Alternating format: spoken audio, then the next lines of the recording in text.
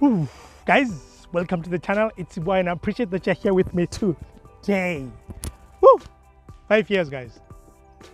5 years since we first did... No, it hasn't been 5 years since we first did the first video. But it's 5 years since we got this car because we got it in March 2020 and this is February 2025. And it might be the last time, in fact it will be the last time unless I compare it to another car at a later stage. But hey, it will be the last time that we are featuring it on the channel because it is going. I don't know if it's emotional because we started the channel with it, or maybe I just liked it. I don't know. I don't know. Because look, when it started, this journey in 2020, Haval had been here for like what, 3 years or so, since 2017? And I'm thinking it was a little bit of a risk because you're wondering, what could go wrong? Because everything Chinese at the time, you know, credibility was a problem. But hey, we had to take a leap of faith, pick this one up. And hey, when we got it, actually, it had just gotten the facelift from the previous H2.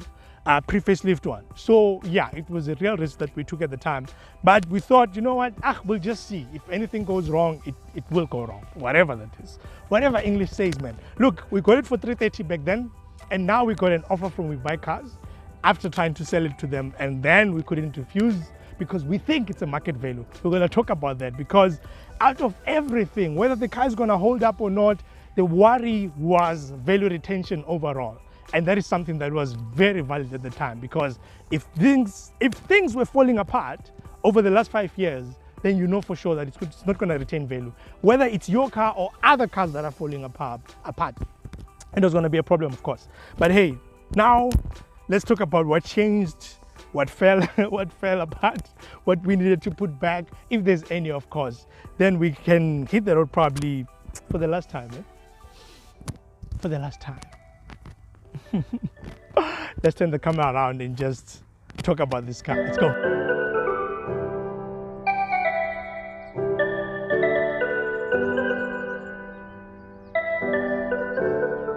All right, so now I do have the camera in my hand, and look, guys, I think one thing probably that I'm impressed with is the paint. Like, it really retained its redness, whatever that is, and I think they've actually done a great job with their paint. Just that sometimes when I look at it, and I do see this with other cars as well, where I feel like the doors, man, it's like the paint is a little bit off. I've seen this, I think, with some BMWs as well. I think with the Kia as well, I've seen that. I don't know if it's my eyes because, you know, you could see that I'm wearing glasses, so you never know. But hey, look, overall, when it comes to the body, everything else, the panels, everything is actually just intact. In fact, when they assessed the car, when I took it there, they were like, yeah, no, you actually were like keeping it very well. That's why it's like this, because the only thing that, of course, that you're going to see is just the chips that you're seeing here, but it's expected that you will get chips like this. And when it comes to the front lights, nothing was changed there. Nothing was changed. They're still working. I never had an issue with any of the bulbs or anything like that. Even the DRLs as well, they're working still as they were. And one, probably something that is very impressive for me is the fact that I never had to change the brakes, because on the Ford Fiesta, every 30,000 or so, I have to change the brakes. And this thing has done around 62,000 kilometers now, almost 63,000, and we never had to change the brakes. And the tires as well, these are the tires that came with it. Never had a puncture, never had a reason to actually change the tires as well. Yeah, of course, why would we change the mirrors? In fact, this thing has been here since new.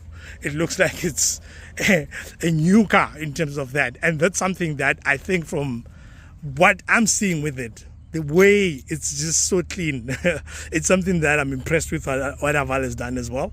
That's just something that I can't discredit them for. But in the rear, I've had to change bulbs now and then. I think that's the weakness with these bulbs, like these yellow ones. You're going to find yourself having to change them now and then, of course, because, yeah, when it comes to bulbs, they bend easily. And yeah, we had to change. I think the last time we changed the right one, and there was a time that I did the video, I don't remember how many years was it, and I did say that we changed the left one, I think, at the time as well. So In the rear, that's what we've changed, but the body panels, everything else, from the sensors that you're seeing here for the reversing, whatever, and the camera as well, nothing changed there. Everything still pretty much intact. I never had to complain about that. So let's jump inside and see. Actually, before we jump inside, right, I think the key is one of the issues that I had with this car, because this key, it has I think it's a CR 2032 battery, the one that looks like a watch battery, but a big one, and yeah, it depletes quite easily. I think we've changed it once already in the last 5 years, and it's already showing that the battery is low on both keys, by the way, because whenever one is running out, we're using the other one. So when you get inside and you're trying to start the car, you'll see that it's saying the battery is low, so it needs to be changed. In the boot, this is one of the problems that I always had with this car. This boot, yeah, it's not enough. I mean, just to put a stroller in here, you already don't have anything, like you don't have any more space to put stuff. You can squeeze in plastics here and there, but yeah, you know how it goes when it comes to that. The spare wheel, we never had to use it. Fire extinguisher, same thing, we never had to use it. In fact, in here, it was rare that we could even come in here. This actually, yeah, it held on quite well. Just that when you're putting heavy stuff on that shelf there, then you start to see that actually, you know what, if I keep doing this, it's going to be an issue. The cover still intact, nothing is an issue there. So yeah, from that perspective, everything is still holding up quite well after 5 years and 60 something thousand kilometers. There's a plane passing here. It looks so small and it's making noise. I hope it's not.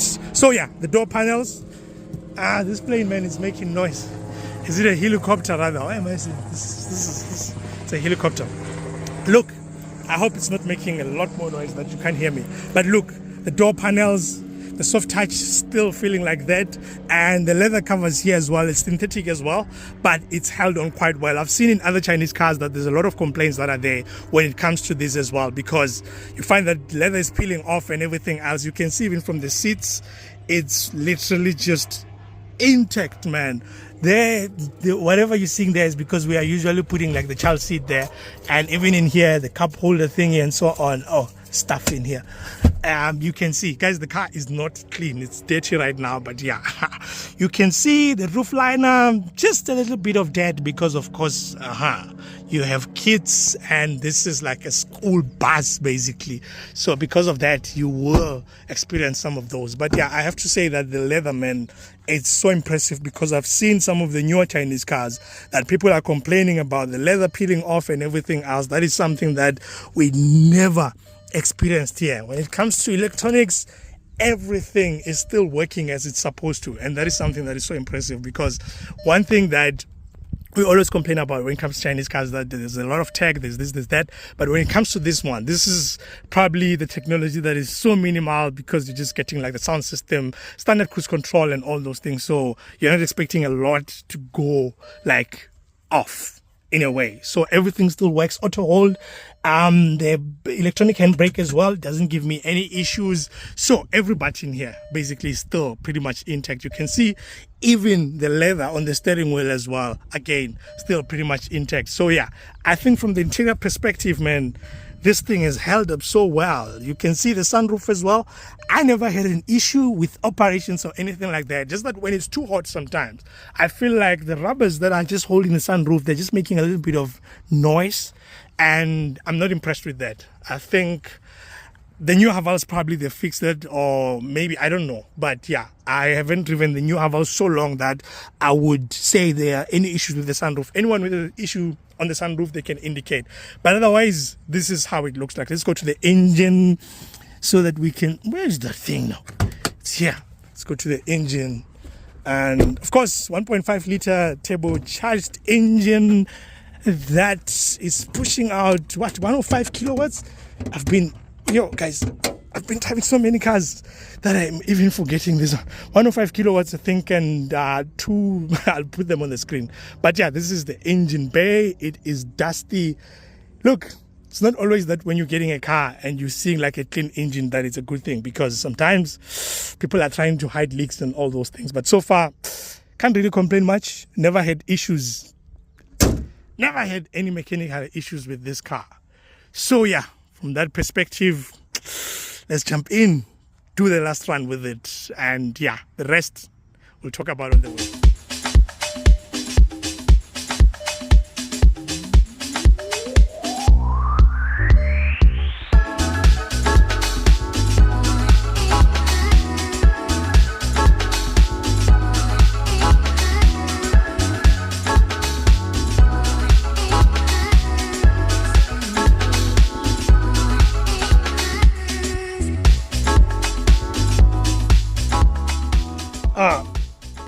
So we're in now, and the first thing that you're going to pick up is the battery thing that I told you. So it's indicating on this screen here that the battery is low for the key, of course, the key battery, let me say that. So that's one thing that I've complained about. Let's start it. In fact, I forgot. I said I never had mechanical issues. I don't know if it's a technology issue or mechanical, but you can see the tire pressure monitoring here. I had issues with the sensors. They died at some point, all of them. The one that was always a little bit problematic was the front left one, because whenever it's cold, the sensor would just not read properly and it will be beeping all the time. But at some point, they just died, all of them. They were not reading, and every time you're starting the car, it's just beeping, indicating that the sensors are not reading. Then I took it back to Haval, and it was covered by the warranty. They just changed them. It didn't even take more than a day to actually do that, and yeah, it didn't take time. Luckily, I guess they had sensors, so I believe that maybe they know that it's a problem. And of course, throughout the kilometers, we are sitting at 62,997 right now. We have been complaining about fuel consumption when it comes to this car, and overall, I think after the first year or so, just above 5,000 kilometers, we started seeing kilometers below 10, settling at around 9, 8, depending on what you do. And I think the longest that I've done on a single tank was around 703 kilometers or so. And it was a bit impressive for the time, because I was thinking, this thing chows a lot. But mostly it was on the highway, of course. And now we are averaging 7.6. And this is where it's normally sitting, but if you're doing short distances, it's not necessarily going to be that friendly to you, because you're going to pay a little bit more than a lot more other cars out there, especially with 1.5 turbocharged. I said I don't remember the kilowatts. I think it's 105 kilowatts and 202 Newton meters of torque. I'll just put it on the screen. It's been so long since I've checked this stuff. But hey, look, when it comes to this car, I've spoken about everything that it does in the other videos, and I won't be doing justice to you if I talk about the stuff again. It's been so raining, and I can just hear these rocks or whatever that is hitting under the tire stuff there. But overall, this is how it held up. Even when I'm driving it on gravel like this, I'm still pretty much impressed with the panels and everything else. I expect them to be where they are, especially thinking that we got this car for like what, 330,000 rand. And when I think about that, I don't think there was any car in the market at the time that could have given us what we wanted. I think at the time my wife, guys, we were in the mud, and now they're just hitting under the, what are these things now? This fender stuff under the whatever that is in the tires. But I think they'll clear up soon.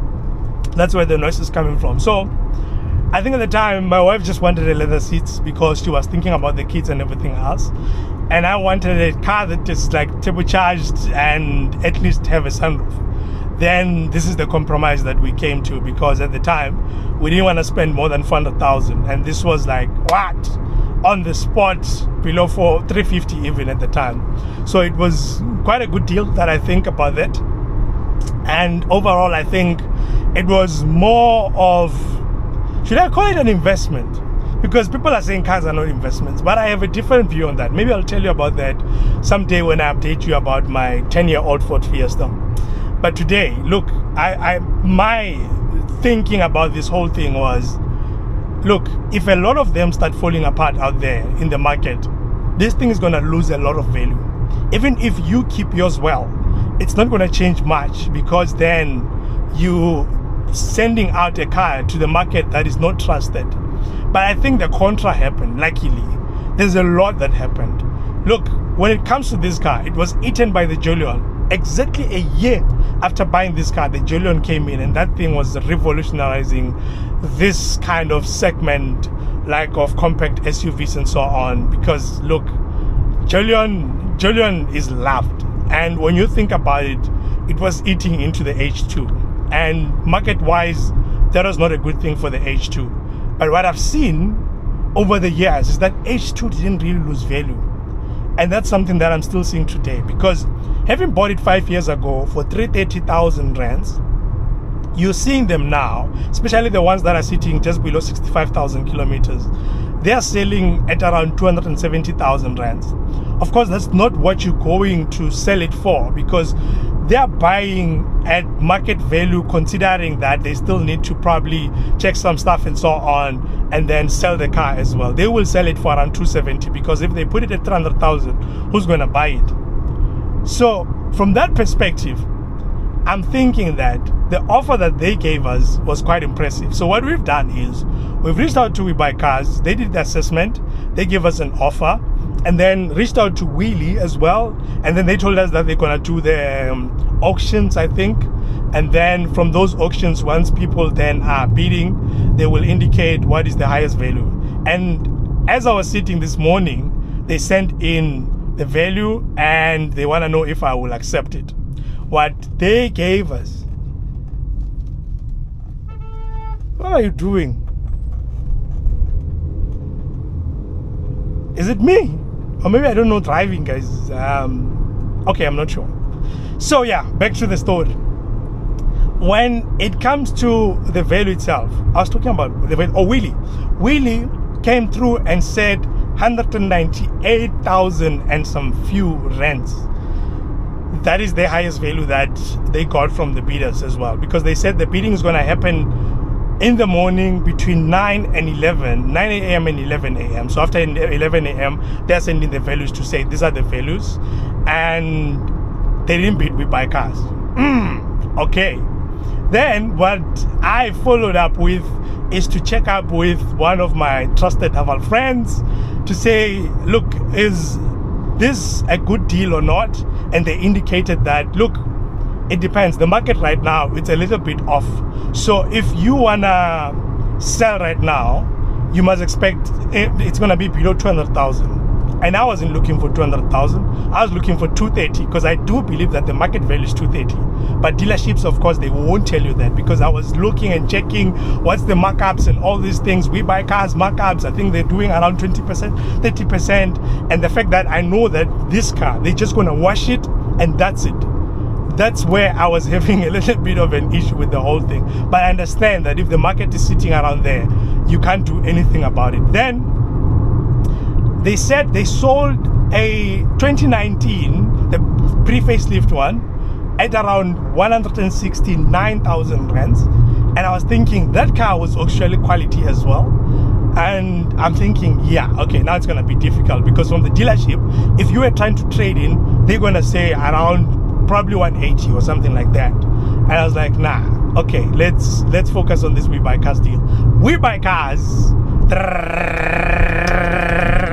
the first offer that they gave me was 205,000 rands after doing the inspections. Because when they did the inspections, they looked at the exterior, they looked at the interior, engine bay, everything else.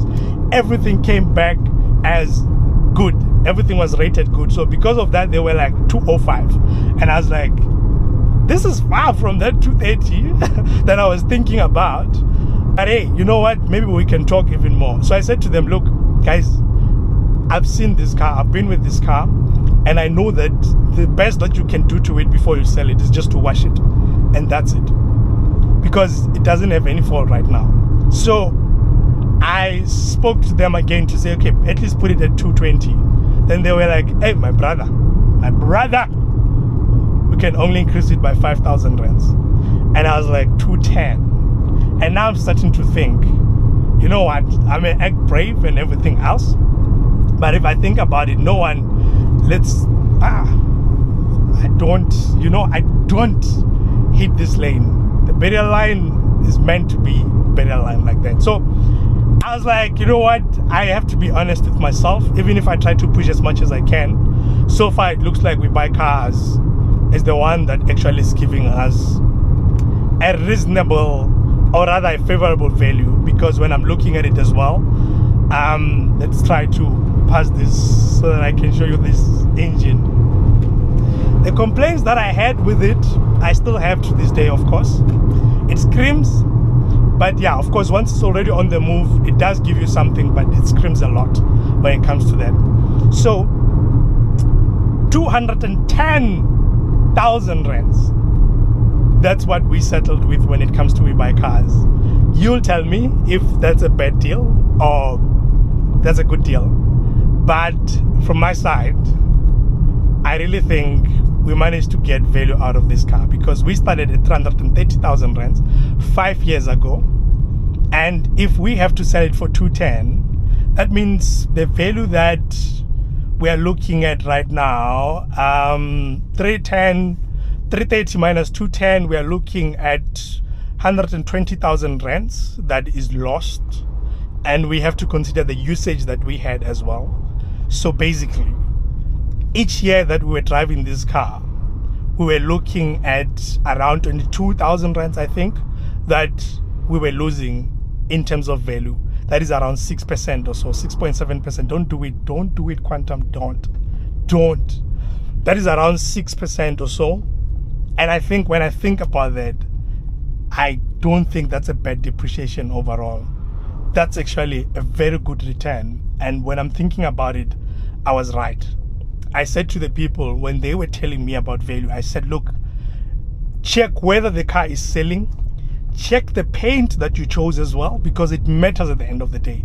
If you buy a brown car, a yellow car, orange car, you have to be careful around those things, because if a lot of people are not looking for them, it's not going to sell and your value is going to go down. So we went for the most famous color that we were seeing at the time, which I don't think it's the best. Probably I would have went with silver or the blue one, but it worked out in our favor right now, because the value that we got right now, I think it's actually quite amazing. I'm impressed with it, because I don't think there was a lot of people that are willing to offer more than 200,000 rands. So from that perspective, I think this was an investment actually. It was not bad, because we used it for 5 years. It gave us what we needed to get from it, despite some of the challenges that I've indicated that I want, the nice to haves, like the power, like the boot space and everything else. But we managed to work well with this car. The in-cabin space and everything else was quite good.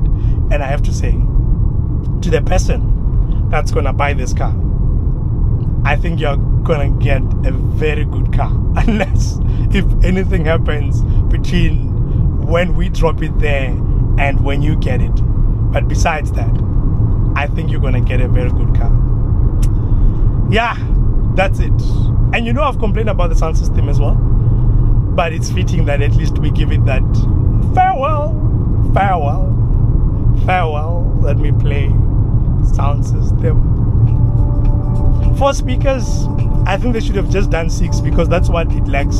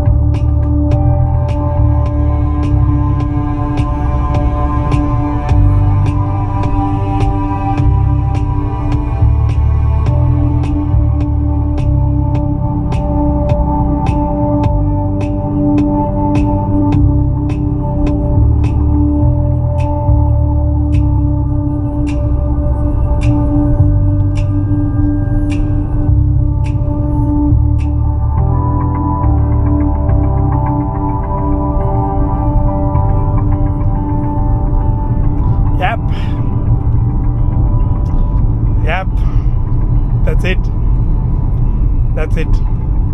From here on, we're gonna take this car to We Buy Cars. Guys, I'm out. Thank you to this car for starting the channel, and it helped me to meet a lot of you guys, and I believe we're still gonna have a lot more journeys together. For now, in case you wanna know, we're not trading in for anything. It's like a downgrade of some sort. What do we call it? Asset restructuring. That's what we are doing right now. So yeah, thank you, Haval H2. Thank you.